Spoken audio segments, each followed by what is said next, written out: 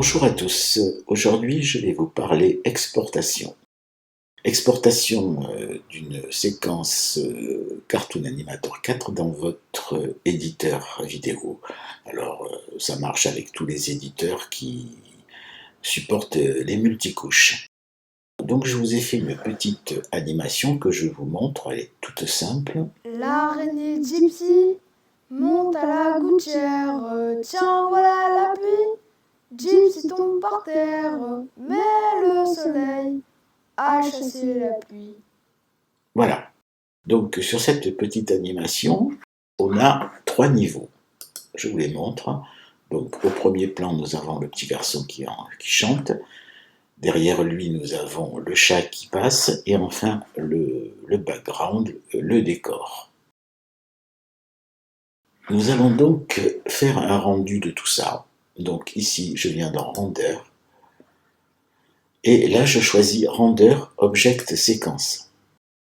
Et là, nous allons paramétrer notre render. Donc ici, comme je suis sur Mac, je prends un point mauve. De toute façon, je n'ai pas le choix. Sinon, après, c'est juste le son. Et je choisis surtout, alors là, c'est très très important, je choisis Apple ProRes 4444. Parce que tous les autres que vous voyez ici ne gèrent pas la transparence.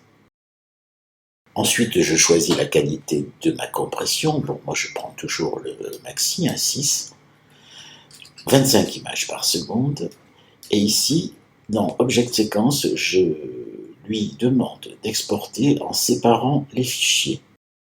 Je ne coche surtout pas la case Fit to Object Size, parce que sinon, chaque objet va se mettre proportionnellement à l'écran, alors que moi, je veux respecter la taille. Ensuite, ça, je ne m'en occupe pas. Je viens définir la sortie, bon, ici, en Full HD 1920 par 1080.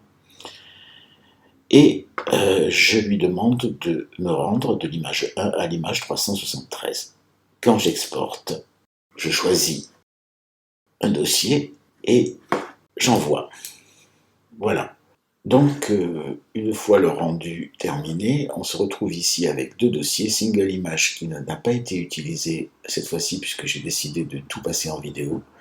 Et la vidéo avec nos 3 éléments, l'angle de la rue, le chat et le petit garçon. Donc, je vais copier mes 3 fichiers dans Final Cut et je viens les positionner sur ma timeline. Donc, on commence par le background. Hop, j'ai mis les 3, je suis allé un peu vite. Ensuite, on dépose le chat et on dépose le petit garçon. Et quand je relis mon animation, nous avons bien sûr quelque chose d'exactement identique. Tiens, voilà la pluie. Gypsy tombe par terre. Alors, ce qui est intéressant, c'est que maintenant, on va pouvoir ajouter des ombres, des effets à nos 3 niveaux.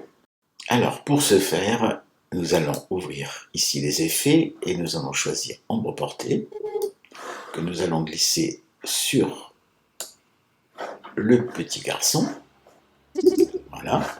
Et ici, nous allons choisir une ombre arrière, par exemple, perspective. Voilà, que l'on peut réduire.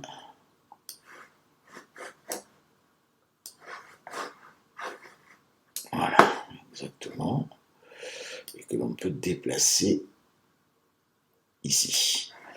On va faire pareil pour le chat.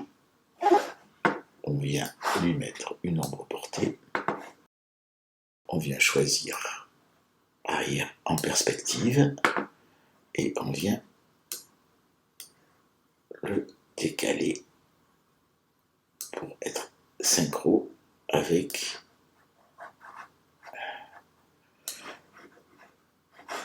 l'ombre du garçon. Et voilà, on a notre séquence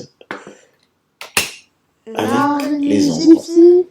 Monte à la gouttière, Et nous pouvons bien sûr ajouter des effets de brouillard. Je voulais faire un flou derrière, par exemple, si je décide de faire un flou derrière, on va venir ici, on va choisir un effet flou. Dans ce cas-là, c'est lourd ici, et on vient le mettre là, et on vient ajuster. Vous voyez qu'on peut faire absolument tout ce qu'on veut à partir de cette nouvelle exportation de séquences. Merci. Si vous voulez en savoir plus, j'ai traduit le mode d'emploi complet de l'export. C'est une centaine de pages en PDF que vous trouverez sur ma boutique. À bientôt. Au revoir.